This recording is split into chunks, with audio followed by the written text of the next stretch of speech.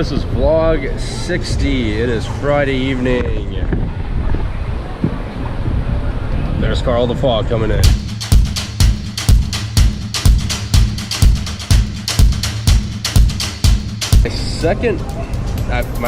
My second Gen 2 boosted board, or my third boosted board for a while, and I just got my other one back. I got really excited, I'd say last Saturday, almost a week ago, and decided to go down Guerrero Hill, which is right behind, and vomit on my boosted board V2 Dual Plus. I ride down this hill all the time, and I've grown up skateboarding my whole life since the 80s. So I've bombed down hills without motors before it breaks, so this shouldn't have been anything new. And I did not check to see if there was a gap in the road or maybe a pebble or crack, because the road construction here in San Francisco is just horrendous. And it's a pretty nasty bail. All right, for you guys joining me, this is a decently steep hill, as you can see in SF. Oh, we're gonna bomb down it.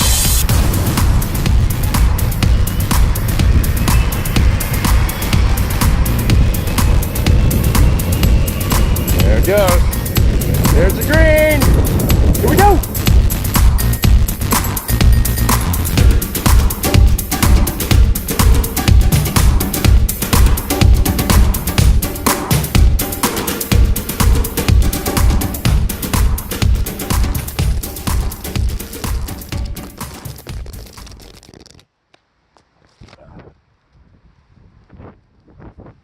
I ended up running out the bail because there's either two things that could have happened. I could have either tried to grab the board and do what's called a board grab and just hop over it and try to fly over it, but for the 1 foot gap that it was, I didn't see that happening. I don't think I was going fast enough. I think I was only going about 21, 22 miles an hour. Maybe need about 25 or 28 miles an hour to clear that gap and like really be cooking.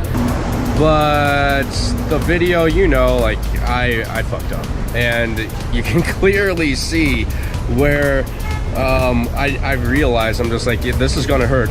So if I would try to do the board grab, I'd be probably roadkill. It was a bad gap, and the way my board landed, it actually came over itself and flipped twice vertically in the air from the impact of the back wheels hitting. So it flipped over itself.